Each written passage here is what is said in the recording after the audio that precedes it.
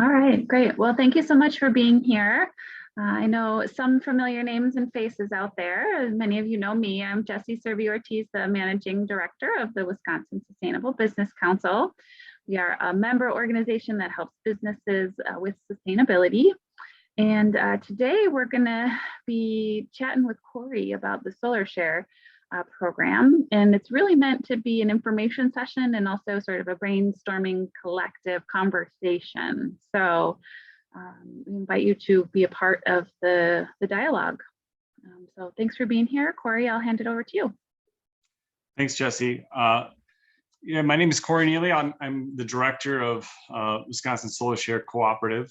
We're a new cooperative that's just getting started, and I'm excited to tell you a little bit about us.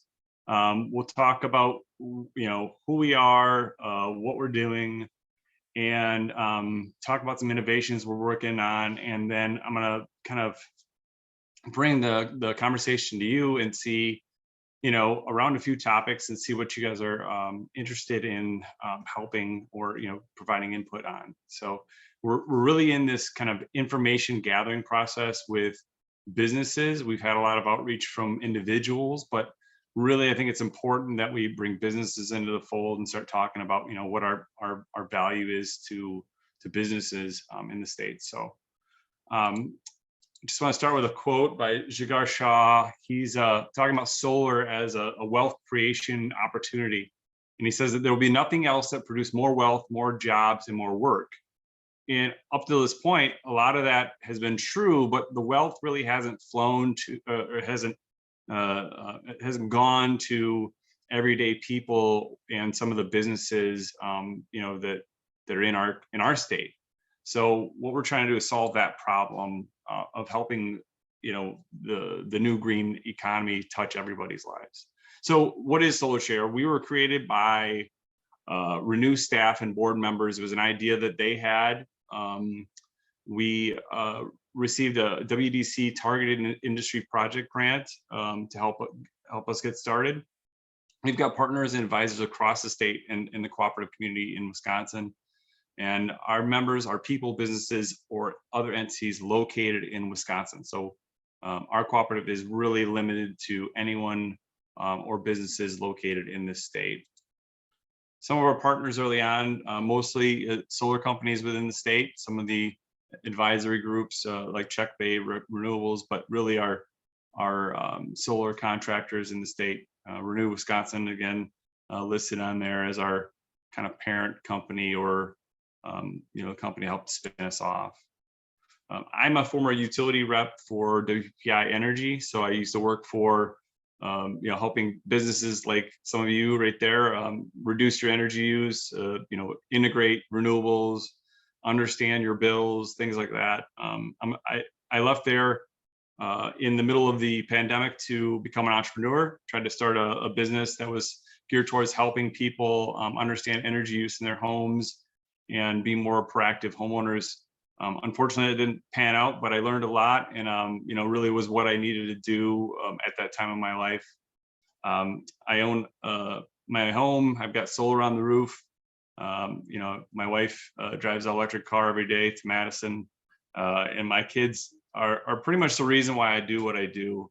I really believe firmly in cooperative action because I believe that the future is cooperative. I believe that cooperation will help us achieve way more than competition ever will. And it's based on that belief that in competition, only a few people win, but via cooperation, many people can win. So I do believe that our cooperative solar farms can be multipliers in our communities. These are the three tenets I kind of believe in mostly. And I also believe that investment doesn't have to be just about greed, right? We don't have to worry about what we can extract out of an investment, but more or less what we can put in as well. So follow some of the ESG investment a lot of you folks are already kind of thinking about in your businesses as well. So the co-op was formed because we really need to rapidly grow solar in our state. If you look at similar size projects, 1 to 5 megawatts, in Minnesota, they have roughly 9 or 10 times what we have in the state. And some of that's because of the law, but some of it's just because investment hasn't flown into this area. very, very much in the past. So we really need to reduce the amount of coal and natural gas that we purchase, because we roughly purchase about $14 billion worth in as a state, and we don't produce, or we don't have those natural resources in our state. So that's money that's going out of our state each year. And up until this point, businesses and people have been shut out of solar investment.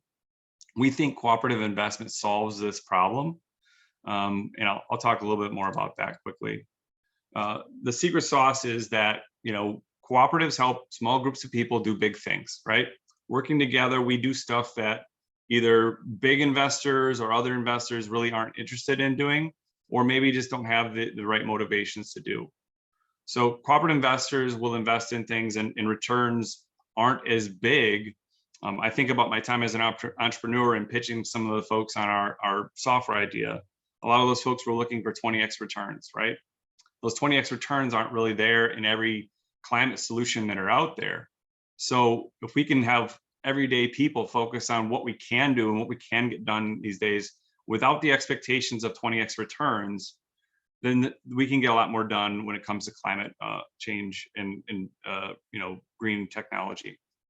So one of the nice things about this is that we can draw investment from across the state versus, and some of the community solar projects really are limited to that utility ratepayer base.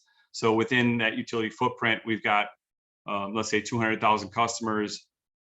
If you only do a solar project that's limited to those customers, you're really limited to yourself to, whatever folks are interested in that footprint. So I think we can move together the state towards renewable energies a lot faster. Quick going through like how it works. People and businesses join as members. We pool that money, investors' money, into help build solar farms. We use our member contractors to build and design and maintain these farms. And then, once these farms are built, we enter into agreement with a local utility, sell them the power. Then revenue is generated by that. And then we return those dividends to our members based on whatever is feasible by the board. So whatever they determine makes sense in any given year, we return to our membership. Very simple, kind of membership, cooperative membership. You form, bring money together, you put that money to work, return it back to the membership. So what this is versus what this isn't. And I gave a presentation up at the Midwest Renewable Energy Fair last weekend, and I had some good questions. And I think I added this slide to this, having gotten those questions. So many people have participated in a utility subscription program. This isn't a utility subscription program. No kilowatt hours are being exchanged. We're trying to really make this a platform for statewide solar investment. This is a way for us to grow solar in our state quickly. And, this impact is local impact investing for everyone, not just for, accredited investors or people with, millions of dollars in the bank accounts. This is for the factory worker. This is for the CEO. This is for the, the janitor, the farmer, any of these folks in the state. This is not, like I said, a utility subscription program. So really the goal here isn't returning kilowatt hours, to shave off your bill. It's about returning dividends. So our initial summary of terms is we're offering about 50,000 shares at $10 a share for a total investment of $500K. This is our first, raise that we're doing. We're about halfway subscribed through that. We really started promoting it in May. And individually, the minimum is about $1,000. That's a threshold that we felt was achievable by most people. That they had $1,000 in the bank they could put into this, with the max being $50,000. Now that does limit some of the corporate sponsorships and things like that. But we thought it was really important in the first round that we try and maximize the amount of members we have, and also really get as many folks from different walks of life. The first term is a 5-year term, and it operates kind of like a bond in that, we anticipate a 5% yearly dividend, and then we pay it out at the end of the term. So each year your dividend will grow, and then we'll return that at the end. So who invests in this type of stuff? People in businesses, they're really avoiding the stock market volatility, that want to earn better yields than their traditional safe haven investments, such as bonds and stocks and CDs. Folks that want to invest in their local communities, and then the people that really want to, see where their money's going and point to the projects that are being done in the state and say, I helped build that. So I think this is one thing I really want to talk about, in the brainstorming session, but it's really important for us to kind of focus on this as investing as a multiplier. And I see each of our projects being multipliers in the state. We're not only building solar and helping to reduce the energy, the carbon intensity of your energy. We're also looking to put money back in the communities. Is there an opportunity for foundations and businesses to just basically take their investment and earmark those for the charitable organizations they're already supporting? Yes. This is another way for you to make your money go a little bit farther, but also put it to work helping people you already have relationships with. So I think we've got a few tailwinds that are helping push us in this direction that are really going to help us grow quickly. One, we fit into the local landscape. Some of the larger solar projects that are getting built right now are running into a lot of folks that are angry that it's being built there. There's some economic jealousy there. I don't want this in my backyard. I'm not making any money on this. The money from this is going out of state or to investors. And, that is, I don't ever want to be the person that puts down big solar, because we need all the renewable energy we can get. But these are some things that are actively pushing them backwards and making some of the people that are participating, the utilities, the organizations within them, kind of have second thoughts about it, or maybe not feel as good about the project as they should. We are smaller. We're anywhere from 5 to 40 acres. So much less likely to elicit any NIMBYism. And when it comes to economic jealousy, if your neighbor isn't happy with you putting it there because, he has to look at it, that's one thing. If he's not happy about it because he's not able to take advantage of it, then that's another thing. And we kind of solve that problem by allowing anyone to invest in it. So, neighbors can help invest in other neighbors' projects. And, I think that takes a lot of that jealousy out of the equation. There's numerous community benefits, but one of the things about it is if your local utility is one of the folks we have a PPA with, you instantly become more competitive. That's less energy you have to buy via RECs to fill out your requirements that you have at the corporate level. The revenue that we create and generate as part of these projects stays in the state here. And local power production, it provides resilience, and it keeps the power costs affordable. I like to call it Goldilocks solar, in that we're not so small that utilities gripe about having to purchase the power, but we're not so big that folks are worried about it taking up half the county. So there are some utility benefits as well. We know that solar is cost effective, and if it wasn't, utilities wouldn't be building these solar farms across the state. By us, delivering this power on the distribution side, it also saves utilities on transmission costs, which can be, a substantial part of the wholesale power costs. The project size, we have here means quicker planning. We can develop it and complete it. The first 2 projects we're going to be doing are slated to start being built this October, and will be finished the following October. So a 1-year cycle, which is pretty good for larger solar projects. And solar is really popular among ratepayers. People like solar, and they want to see it built in their backyard. Communities and businesses are already fighting for this. We've got a lot of cities are adopting their own municipal mandates of 100% renewable energy by a certain date. And we think that Just like there was a kind of saying, a chicken in every pot, there could potentially be a solar farm in every backyard.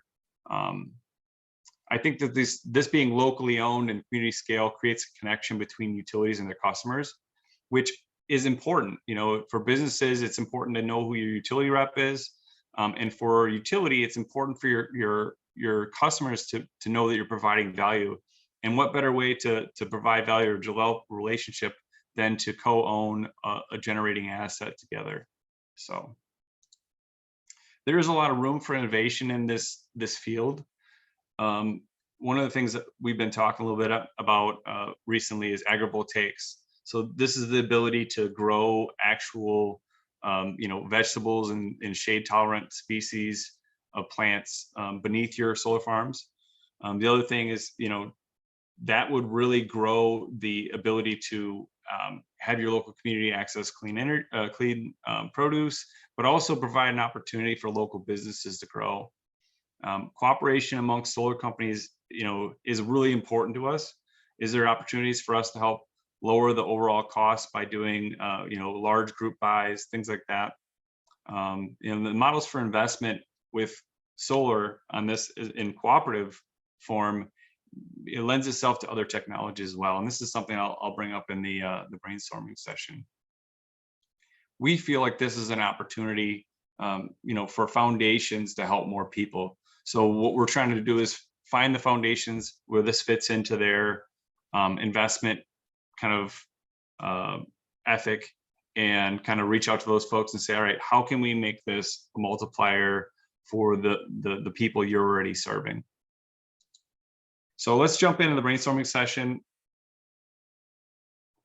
I'm going to take a quick drink here, and let's talk about how do we make these projects multipliers. How do we grow the kind of influence of these projects? We're already going to be adding sheep to the mix. So outside of agrivoltaics, almost all of our projects are going to have pollinator planting, and then we're going to have Wisconsin firms do the work. But what else could we do? And so I guess if you'd like to jump off of mute and kind of, maybe ask questions, I guess, up front, or, just, talk about, how the idea of this being a multiplier and what that means.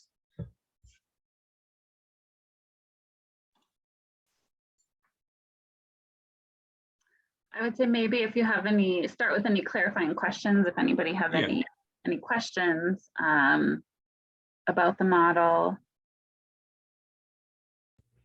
Yeah, I had one question. Yeah, cool. And I'll hop in later in terms of the brainstorm if we get to sort of how to engage businesses throughout the state. Mm-hmm. But so you said it's a minimum of 1K investment. Mm-hmm. And all I saw before this was like $100 membership on the website. So the membership is to be able to invest in sort of the solar cooperatives. Right. Yeah. The membership for individuals is $100. Business is the same, and that's for urban-based folks. So we actually have a grant to help with rural, BIPOC, veterans, to lower that cost. So for those folks, it's $25 to join. Now this is a one-time kind of fee. It's not like a Costco membership where you pay it yearly. Right. Really the goal here is to get as many folks in as possible and have a membership level that kind of, I guess, creates some type of impetus and wanting to invest. But yeah, that's correct. And for, hopefully we max out this 500K right away. For investment rounds down the line, do you anticipate on decreasing that minimum amount of investment or increasing it, or is there any sort of projection there?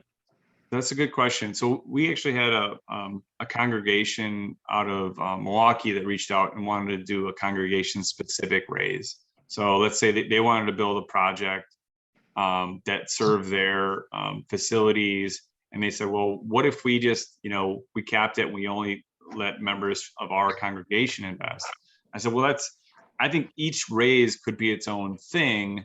Now lowering the threshold for investment would allow members to kind of, I would say, budget for investment each year, which might be very helpful for us.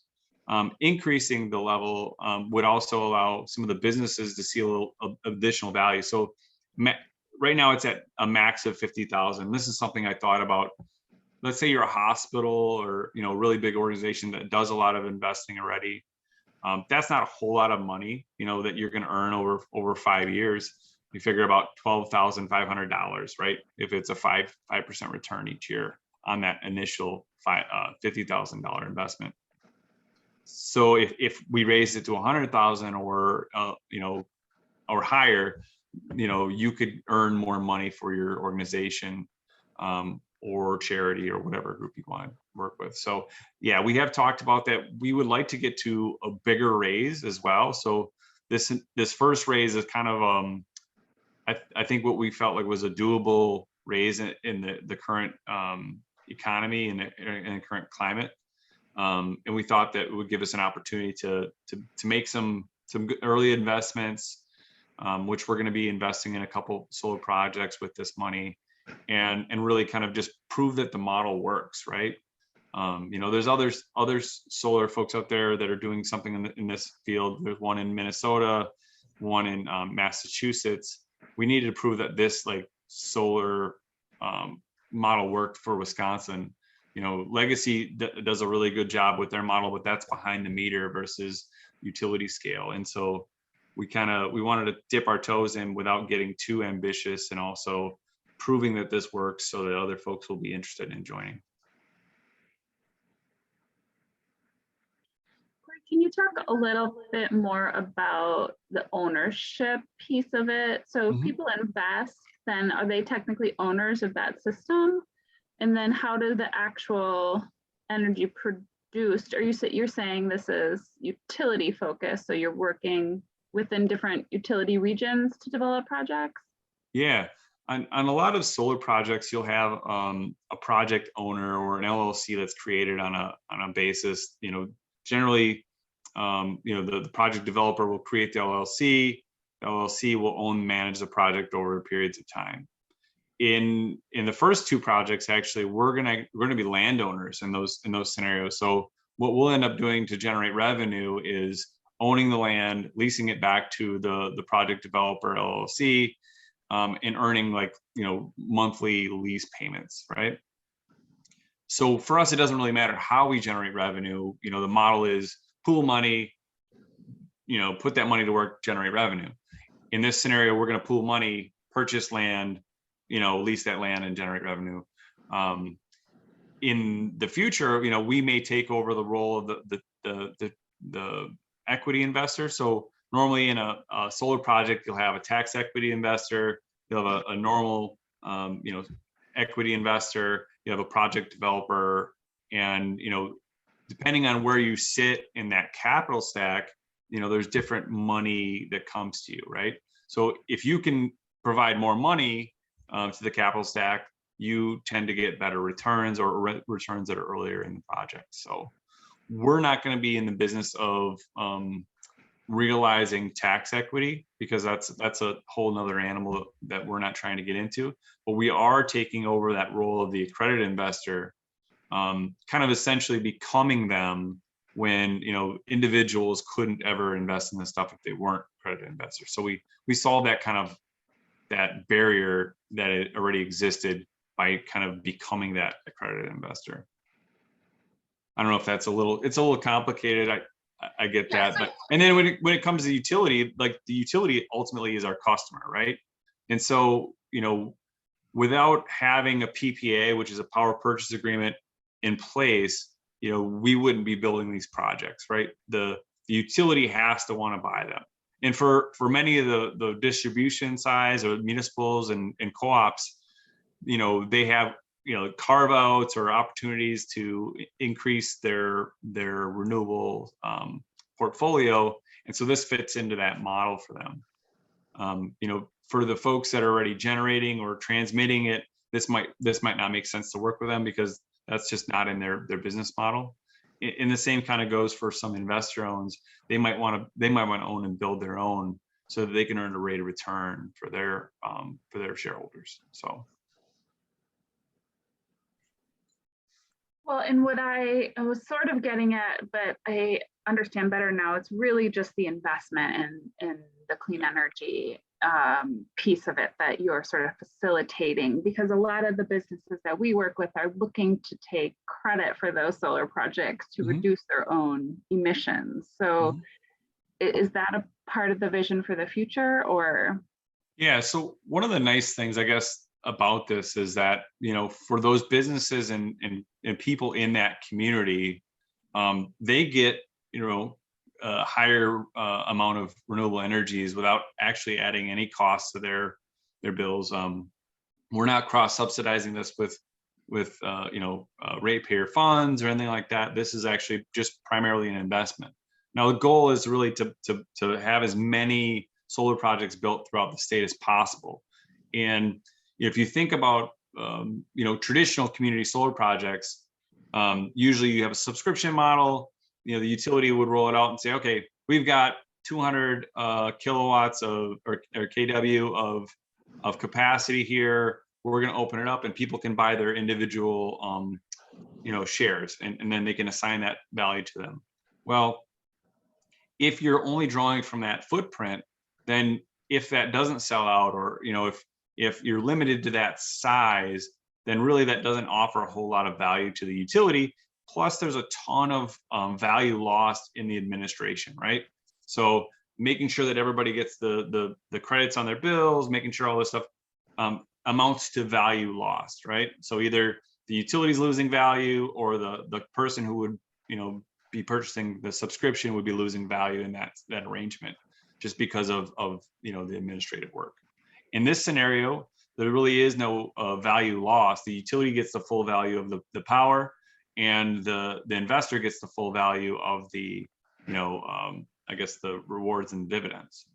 So it's a little different model in that we're really trying to make this an easy button for the utility, but also simplify the process on the customer side, such that we're not talking about kilowatt hours, which as a former utility exec or a utility rep and a person who talked to people about kilowatt hours a lot of times, that's a barrier for a lot of folks. Just even understanding kilowatt hours and what that means, and how billing works is really complicated for folks. So we want to make this as simple as possible.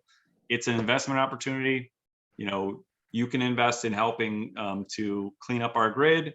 This is how you participate, and really, that's ultimately how we try and portray ourselves. So let's jump into how we make this more attractive for businesses. So one thing I want to know about, is proximity very important? So if your plant is in Wapaka, does it need to be within 15 miles of that plant for you to really kind of feel like you're investing in something local? Or is the state big enough? So I'm not sure how many folks we got here, but maybe. Yeah, I mean, I can answer from my experience of talking to businesses all the time, that the state would be big enough. I mean, it depends on the company, of course, their size, their sector.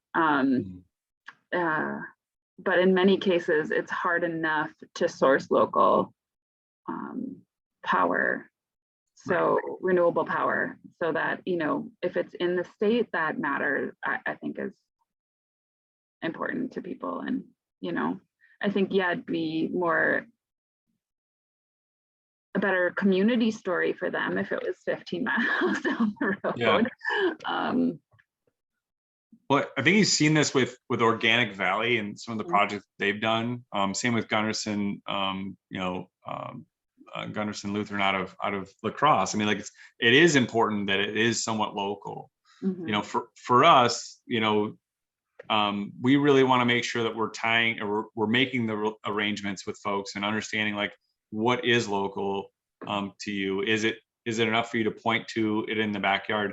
A lot of time REX programs, you might be buying REX from Texas Wind, you might be buying REX from solar in Iowa, there's a lot of different things, but you don't necessarily always know where your power is coming from.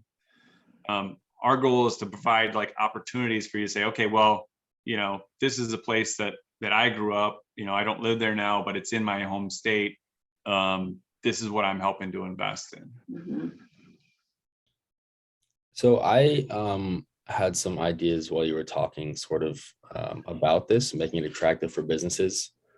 So for some context, I'm a co-founder of a new nonprofit that launched in March called Give Back Great Lakes. Right. And essentially what we are is a regional certification that's trying to incentivize private sector investment in initiatives like this and nonprofits that have similar missions to protect both our natural environment and communities. And so, we can follow up individually after this, but I was interested in seeing if you guys had thought about not only keeping this in Wisconsin, but expanding throughout the Great Lakes region, because we do have some members that are in Wisconsin, but obviously the more solar, the better. And so I think there's an opportunity there because this would absolutely qualify as part of our sort of simple certification that businesses, we give businesses if they invest either a percent of their revenue or profit into, environmental or community initiatives. So I think this would absolutely qualify. Yeah, it's funny. We had our first press like May 17th or in the State Journal, and we had a lot of folks reach out right after that asking about it, and we had some folks from Illinois and Iowa that reached out specifically asking, like, how can I invest? And I was like, well, unfortunately, because of the way we interstate trade regulations, we're trying not to be federally regulated and have all that additional red tape. But what I did do is I actually sent them our articles of incorporation, our private placement memo. I said, take whatever you can from this and do it in your state, because there's no reason why you can't. Cooperative law allows us to do this and build this investment opportunity. So there's no reason why you can't do it in Iowa and Illinois. And Iowa's been pretty, innovative in creating energy districts. And we've seen some of those actually in the state of Wisconsin now, since it cross-pollinated there. But I told them, take whatever you can from us and do this, because I think that the model makes a lot of sense. And I guess going back to like what people will or won't invest in, you think about if you have, let's say you have $5 million in the bank, right? You probably can find a lot of different investment opportunities to invest that $5 million. But most of those opportunities are going to involve, if that's a big risk, if you're going to drop $5 million, involve a much bigger return than solar does, right? Solar is like slow and steady. You got a PPA over 30 years, you're getting that money back over 30 years, right? So that leads us to the problem where investors that have $5 million in the bank aren't building these solar farms. They're waiting and holding their money for, unicorns or something else that's going to give them a better return on their investment. And so by working together individually, I think this does solve that investment problem, which is leading us to, where we're at in Wisconsin is, behind all of our neighboring states that have, different laws and more favorable laws towards solar. So, but yeah, cool. Let's jump on after this and talk about your exciting new nonprofit. Corey, quick question. Yeah, go ahead, Mason. Quick question. Are you in contact with or know of anyone in those other states that are pioneering similar initiatives or no? Yeah, so one of the states we actually looked to was Minnesota, and that's Cooperative Energy Futures is kind of doing something very similar. We use some of their boilerplate member agreements and things like that, and they consulted on this project. So Minnesota is a really good, Cooperative Energy Futures doing some really awesome things up there.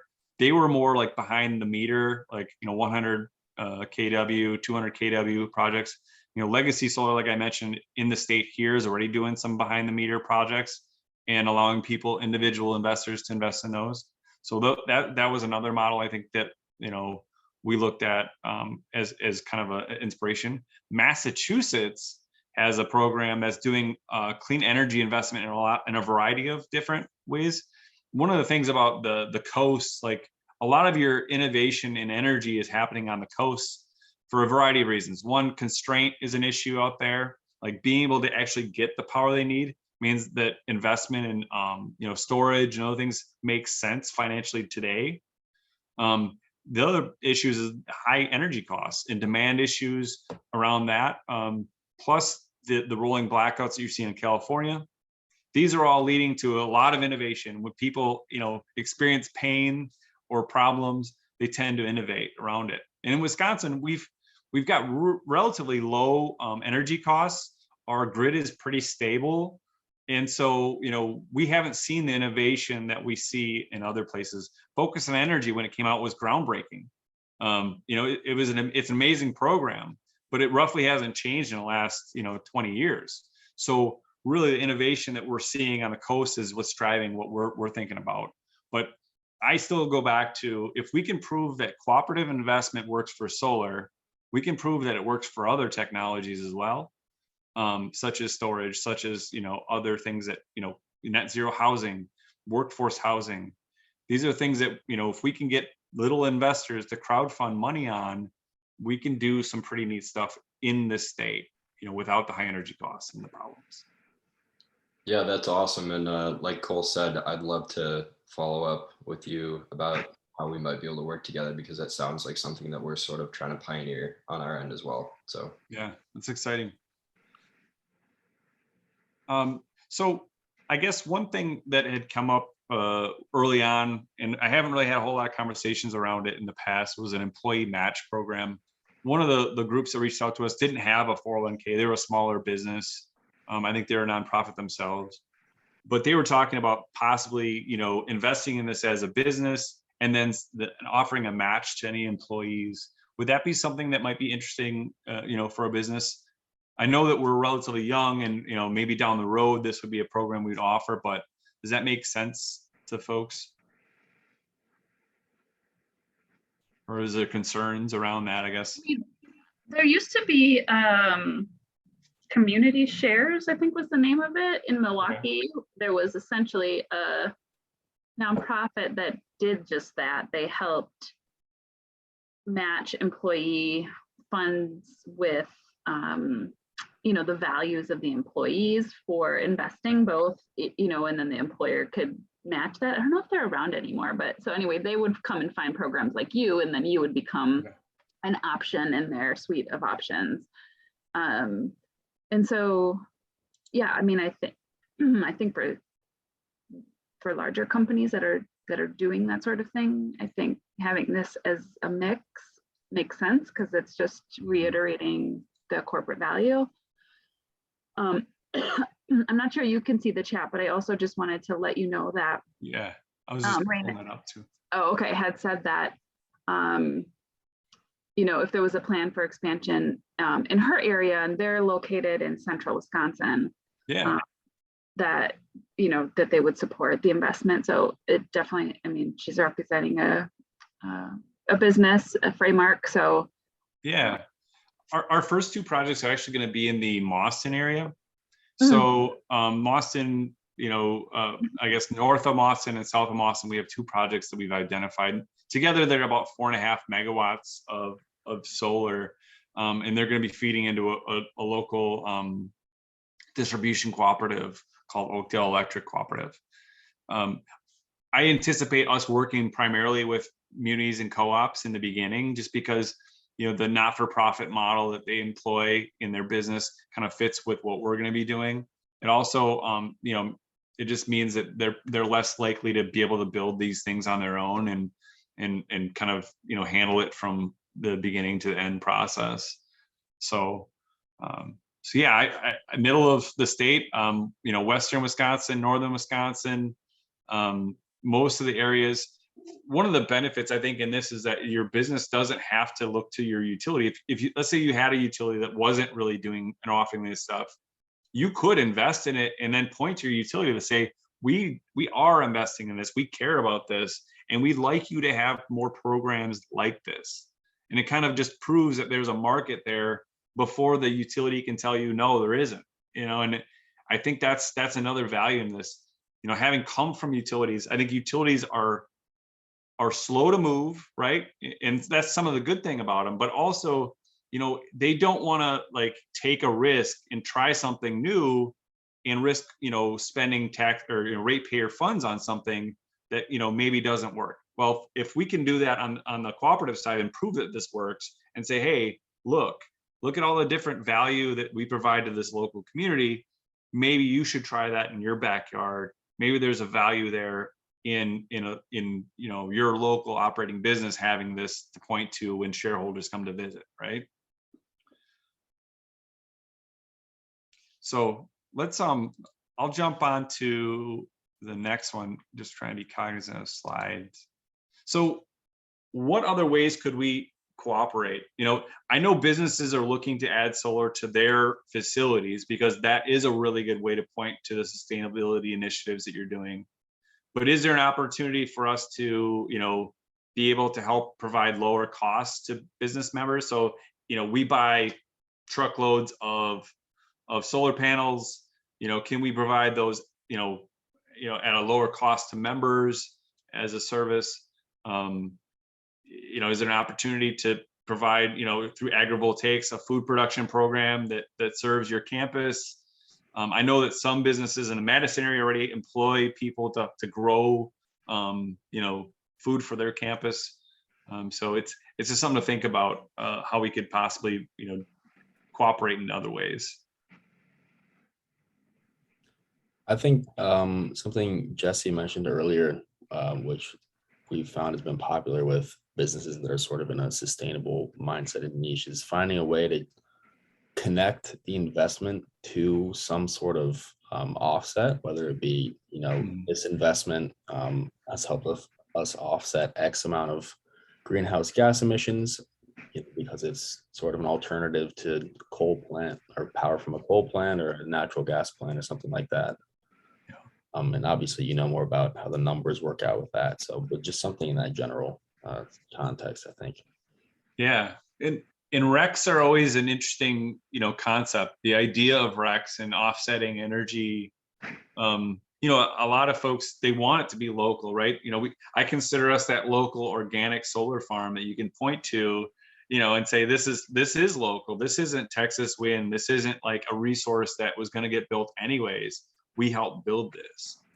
So that'll be something to work with. And I'd really love to have a few business members, especially on our board, to kind of drive that kind of motion, because individually, many of our member investors so far really don't have that idea. They don't really have that need.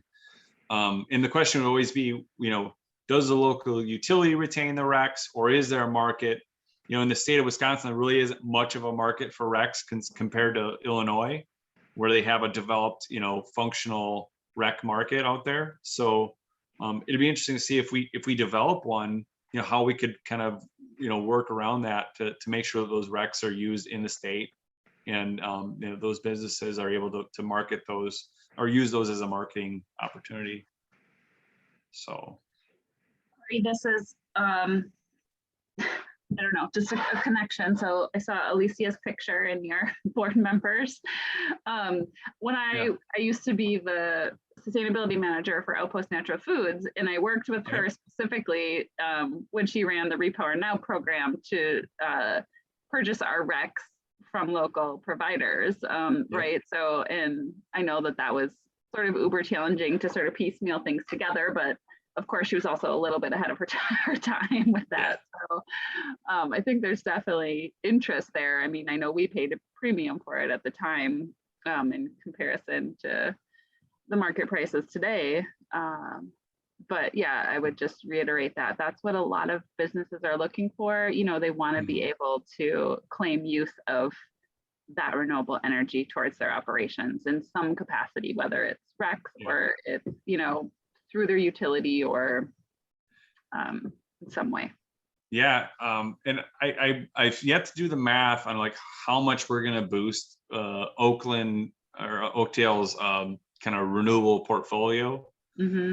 I think the goal with any of our projects is to size it to the load, right? Size our system to the load so that we can offset and maybe take off the majority of their power purchase for any given day, right? The question is always like, so with solar, it's intermittent, right? So you're going to get a bunch of energy at this certain time, but then there's certain periods of the day and or year that you're not getting a whole lot from it. So we know that it's not a solution that's turnkey and now you don't have to buy power from anyone else. But like, how do we kind of measure that against like what's your portfolio look like now, right? And the portfolio reporting requirements that many of you probably have for your businesses. How do we make it easy for you to say, this is how much we boosted it in 1 year because we invested in a local project? Or I have this kind of this feeling that down the road, our ability to be good to the grid is going to be just as important as our ability to be renewable. And what does it mean by being good to the grid? It means not using energy when other people really need it, and making sure that you're not wasting energy. So being efficient with what you're using, but having the technology to ramp up or ramp down on non-critical loads is really going to be important. So those are all things that I think about a lot, just in my kind of spare time. But how do we be good to the grid? And that big thing of like how many solar projects we spread across the state really kind of could be a really good measuring stick for us on how good we are being to the grid in the future. So I'll jump on. I got one or two more slides. But so the idea of kind of taking this past solar investment, one thing I was thinking about was electric school buses. So schools have a capital problem, right? If they didn't, I'm guessing the teachers would all be well paid. We'd all have, brand new schools. School buses represent an opportunity for a lot of schools, and they also represent a huge, heavy lift in the front end. So maybe there's an opportunity to help your local school district and invest in their ability to electrify their school buses.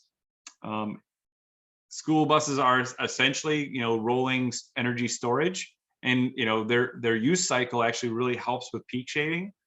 So your local district could save quite a bit of money with that as well. So we might be able to invest in that. Other energy storage in the area as well.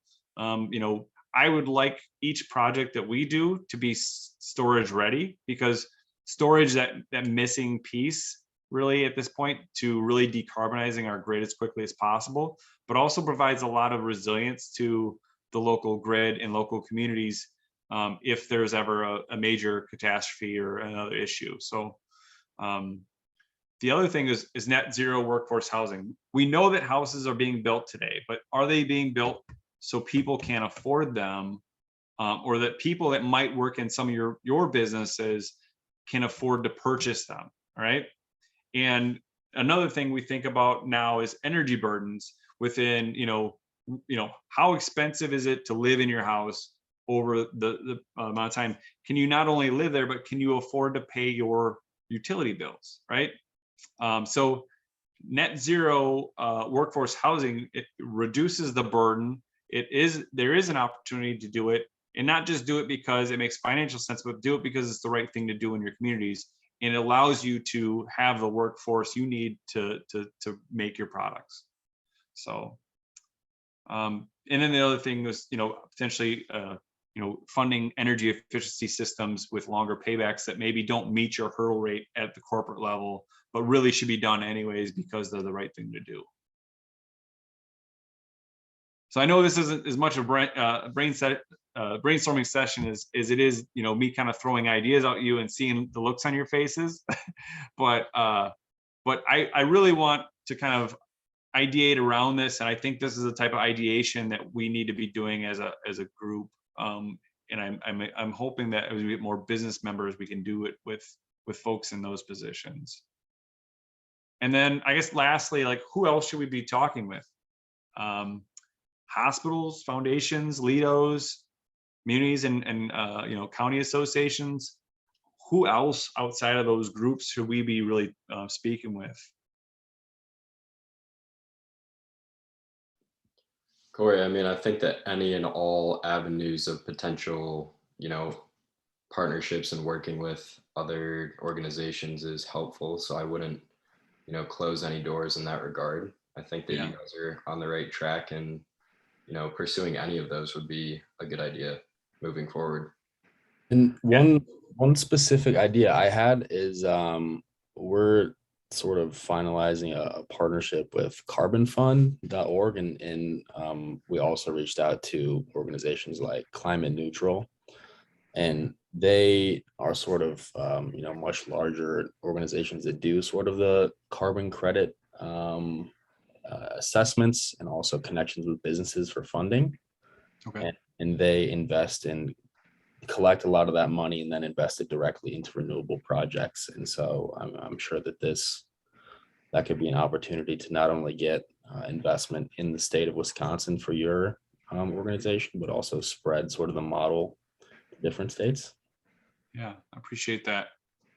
And Yeah, no, I can I was definitely. Oh, go ahead. Yeah. No, the other organizations I was thinking about, along with those folks are tribal organizations within the state.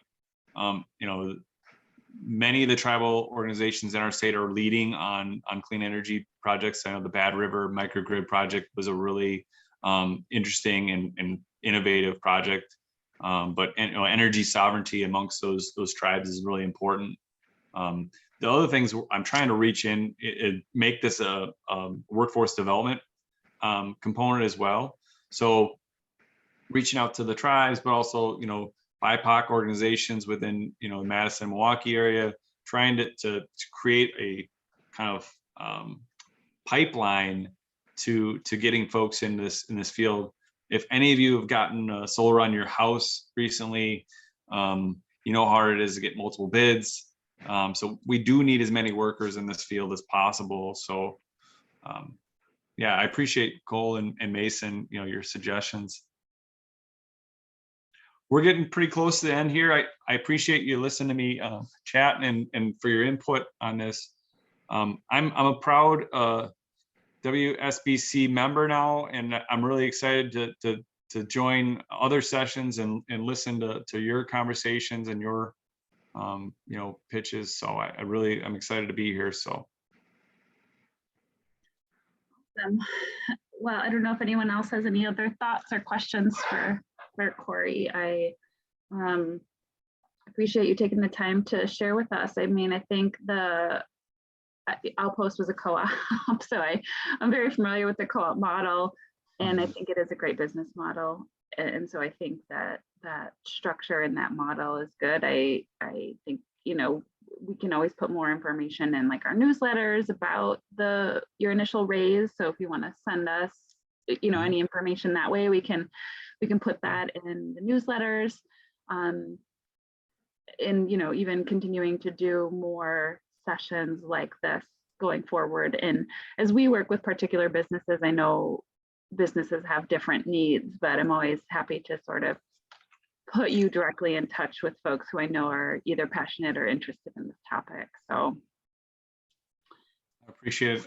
Yeah, if you folks want to check out our website, solarshare.coop, and yeah, just last thing I want to leave is, cooperation is the future. We need to keep working together to solve some of the really bad problems that are coming our way. And, if we focus on competing with each other, my worry is that we're never going to get there. Right. So. Mm-hmm. Yeah, cooperation. Many hands make light work. I mean, it's not directly applicable, but it is. Absolutely. Well, I'll just say that our next, we're having August 18th is our next actual webinar. That's on zero waste. So if anyone's interested in zero waste, and then we have a member drive going on. So if anyone wants to help refer other businesses, you can get half off to our conference. So that's a little perk for those of you who are members. And then all month of July and August, I'm doing the Sustainable Leadership series. So I'm interviewing leaders across the state in Wisconsin to talk about different aspects, what's going on in energy, transportation, and just talk really about how we can continue to grow influence in the area of sustainability as leaders in this space. So Well, thanks for being here today. Thanks, Corey, for sharing with us, and we'll see you all soon. Thank you.